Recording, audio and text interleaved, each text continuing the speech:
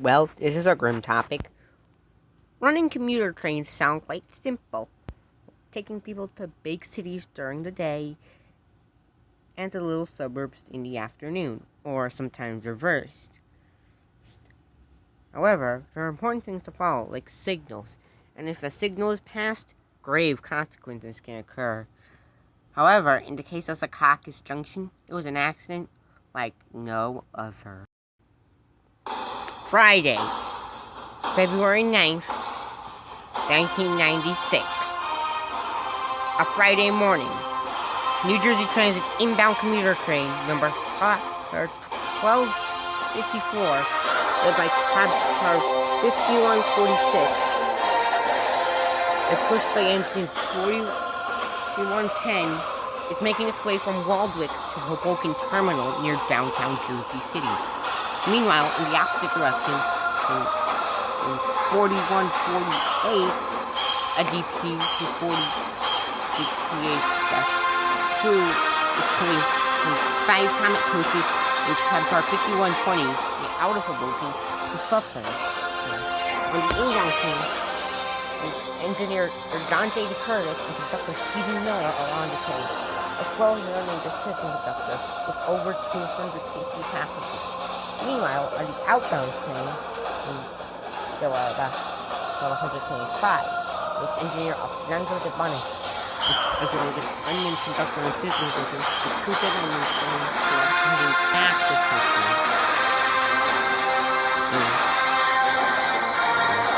However, these two trips were silent and it's tragic.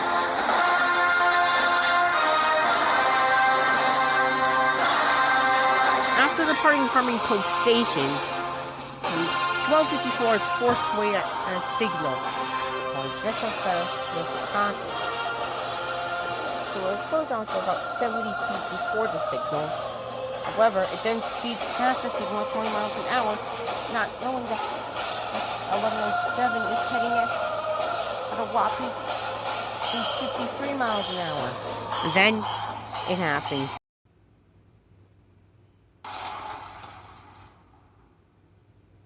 Two trains head-on collide at 8:40 a.m.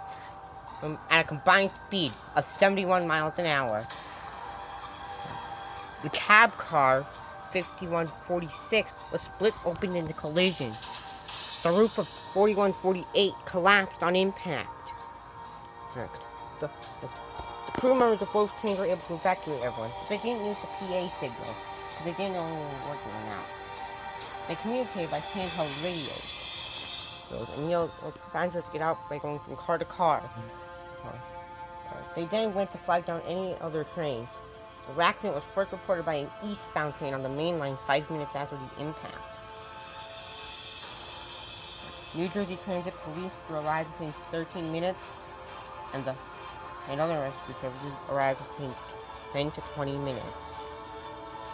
Sadly, both drivers and Arthur David Stern, a passenger on the inbound train, were all killed instantly, while 162 people were injured, making this NJ Transit's worst commuter train wreck, as well as the deadliest commuter train wreck in New Jersey since the 1958 Newark Bay Bridge disaster that killed 48.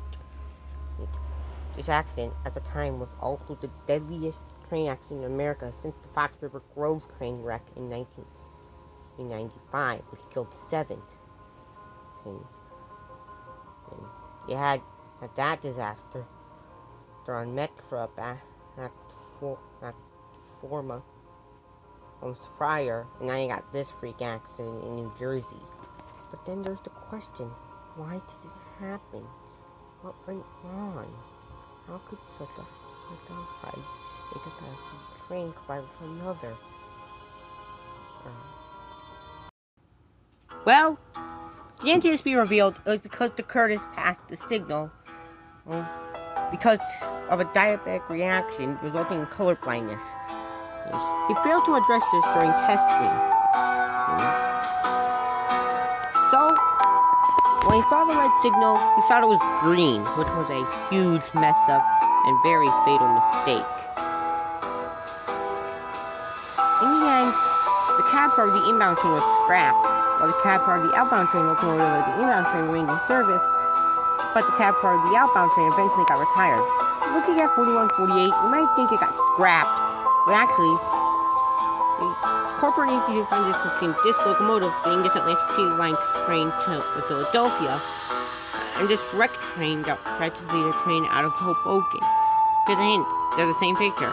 4148 got rebuilt to 4219 and remains in service to this day. It's been 1996 plus 26 that the accident occurred. I think it's been 25 years since the accident occurred.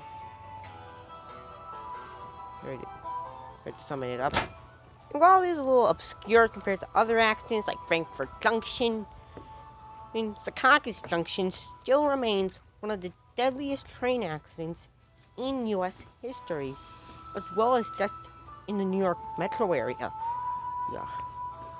So it's hard to say that this isn't one of the U.S.'s worst train wrecks, let alone in New Jersey or the New York City metro area. A moment of silence. Nah, I'm just kidding. But still, R.I.P. John J. DeCurtis, R.I.P. Alfonso de Bonas, R.I.P. to Arthur David Stern. Video inspired by Ivan Vogt 1000 Sarin Productions. Credits, Wild West Old Music, Kansas City, Chiefs, can't anthem, Emotional Music Farewell, and Earthly Crust. Pictures from Wikipedia. Anyways, see you later, guys.